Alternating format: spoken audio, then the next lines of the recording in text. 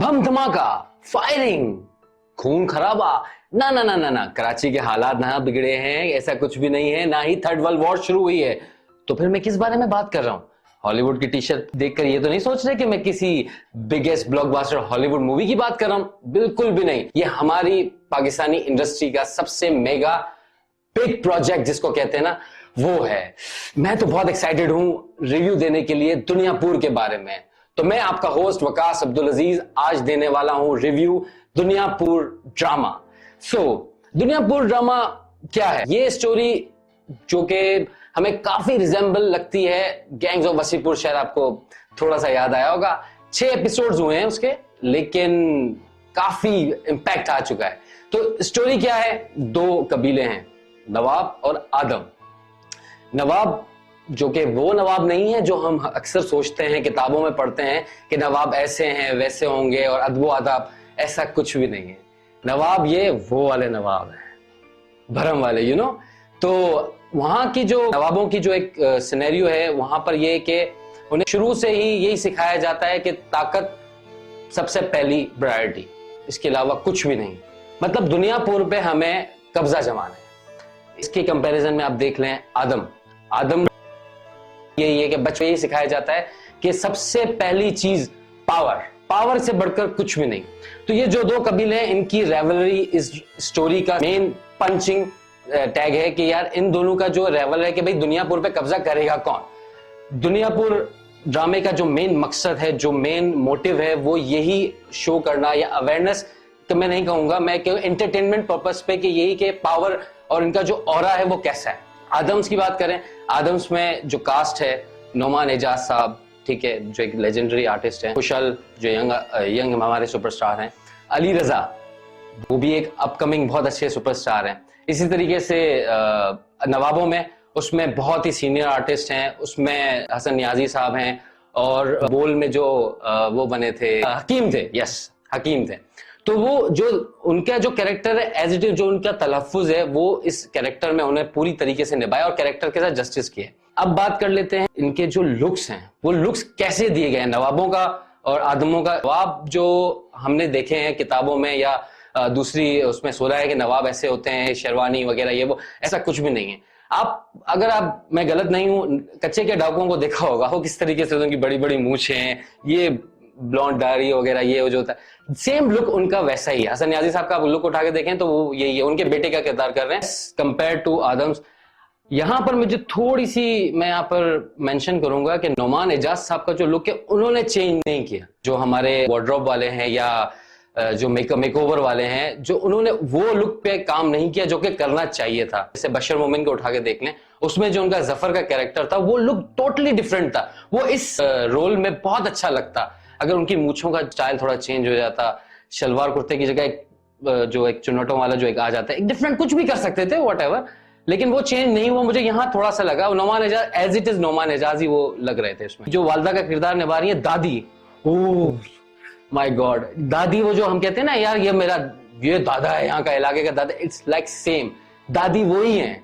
उसी तरह से उनका जो एक रूथलेस और वो जो आती है ना एक डरावना सा एक जो एक इम्पैक्ट आता है, वही है सेम। उनके लुक पे बहुत अच्छा काम किया, मैं तो उस पे 100 आउट ऑफ 100 कहूंगा, ठीक है, कि ये लुक उन्होंने इसके ऊपर काफी अच्छा किया। नोमान एजाज साहब पे भी कर लेते तो बहुत और डबल वो हो जाता हमारे लिए बोनस, लेकिन खैर कोई बात नहीं, नोमान एजाज साहब की एक्टिंग ही काफी है जी। अब बात करते हैं हम स्टोरी पे कि दुनियापुर की स्टोरी का पहले एपिसोड से लेकर 6 एपिसोड तक हमने क्या देखा है। बहुत सारा, मतलब पहला तो एपिसोड इन्होंने इतना एपिक दे दिया कि वहां पर जो इफेक्ट्स यूज, डायरेक्शंस यूज हुई हैं, जो अगर किसी को कत्ल भी किया गया तो किस तरीके से एक एक छोटे छोटे पॉइंट्स के ऊपर काफी इसके ऊपर वर्किंग की गई है। वीएफएक्स इफेक्ट्स मैं कहूँ गलत नहीं होगा, बिल्कुल एक्यूरेट है, बिल्कुल ऐसे ही है। हाँ, बात आती है दूसरी लुक्स के ऊपर या वार्डरोब के ऊपर, तो वो उन्होंने काफी अच्छा इस्तेमाल किया है यहाँ पर। थ्रू आउट पहले एपिसोड से लेकर 6th एपिसोड तक हमें टेरर में रखा है कि यार ये यहाँ पर इस तरीके से नवाब क्यों कर रहे हैं, ये आदम इतने डाउन क्यों लग रहे हैं, जबकि आदम मेन पावर के हिसाब से बहुत ज्यादा पावरफुल है। लेकिन यहाँ पर नवाबों का पलड़ा भारी दिखाया है कि वो हमेशा जीत रहे हैं आदमों से, लेकिन कहीं ना कहीं आदम जो किसी से कम नहीं है स्टोरी में जो हमें ये शो किया गया है।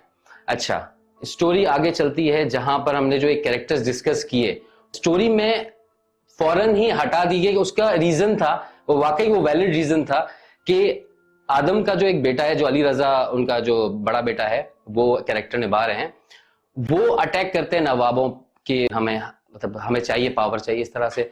तो वो उसका जो गलत रिजल्ट मिला, उनको ये रिजल्ट मिला कि अली रजा पकड़े गए और इन एंड इनका यहां से टाटा बाय बाय हो गया। लेकिन no doubt acting 100 out of 100, इसमें कोई शक नहीं है। डायरेक्शन, जो उनका जो सीन दिखाया गया था जहां उनको कैद किया हुआ था नवाबों ने, वो सीन बहुत औसम था। उनका कैरेक्टर वाइज उनके पर बहुत अच्छा लगा, ये सारी चीजें अच्छी थी।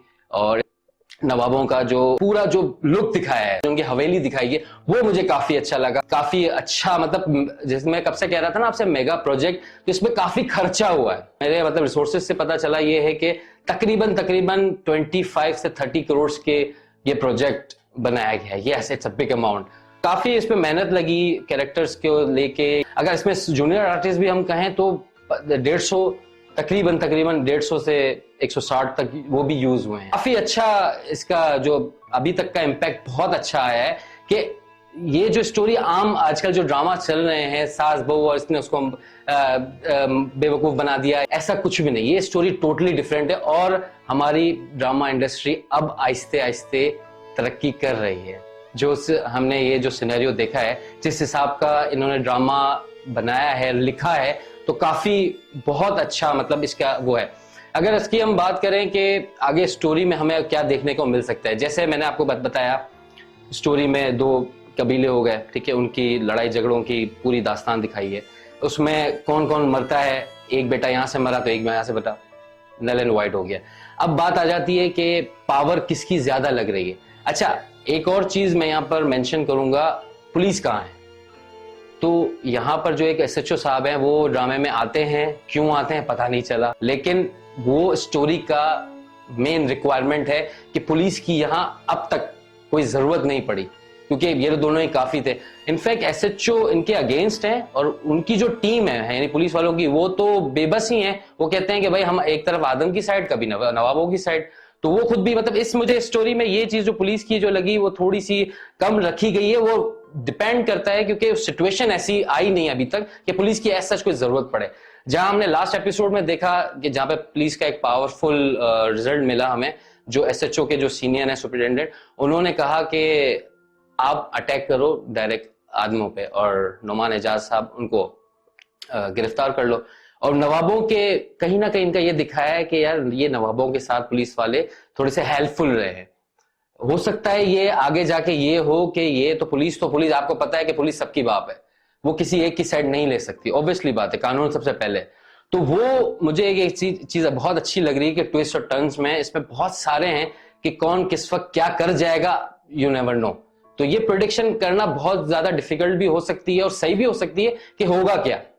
जैसे एक बेटा यहाँ का गया है तो एक यहाँ का गया है, आगे जाके कौन संभालेगा। यहाँ अपकमिंग हमें आने वाले में एपिसोड्स में ये नजर आएगा कि कुशल जो अब बागडोर संभालेंगे आदमों की, क्योंकि वो तो गिरफ्तार हो गए नुमान एजाज साहब, तो अब कुशल संभालेगा। वहां कौन संभालेगा, हमारी अपकमिंग स्टार रमशा नवाबों में, तो उनकी बेटी है, क्योंकि उनके बेटे तो अब कोई रहे नहीं, तो बेटी है वो, मतलब वुमेन एम्पावरमेंट एज लाइक, तो वो संभालेंगी नवाबों की पावर। यहां जाकर नवाब और आदमों में फिर से एक लव एंगल शुरू होगा कुशल और रमशा का, वो हमें देखने को मिलेगा। और स्टोरी यहां पर आगे जाकर क्या हमें देखने को मिल सकती है कि किसका पावर पहले हमें नजर आएगा। क्या आदम तो ऑलरेडी डाउन हो चुके हैं और पुलिस उनको पकड़ के ले जा चुकी है नुमान एजाज साहब को, तो कुशल क्या करेंगे, उनका नया क्या होगा। हो सकता है कि कुशल का हमें अभी तक जो सॉफ्ट कॉर्नर नजर आया वो हार्श हो जाए, ये भी पॉसिबल है। और रमशा का अभी लास्ट एपिसोड में हमने जो देखा था वो बहुत ही एपिक था कि जिस हिसाब से उन्होंने डिसीजन लिए थे डाइनिंग टेबल पे बैठ के, और जिस हिसाब से किसी ने आवाज उठाई तो उसकी आवाज बंद कर दी गई, तो एक बहुत अच्छा मुझे लगा इस चीज के ऊपर। आगे वाले एपिसोड में हमें क्या अच्छा देखने को मिलेगा, इन दोनों का टाकरा होगा कैसे। मुझे यही लगता है कि ये टाकरा ऐसे ही होगा कि कुशल जाकर हमला करेंगे, पुलिस के ऊपर भी कर सकते हैं और छुड़ाने के लिए,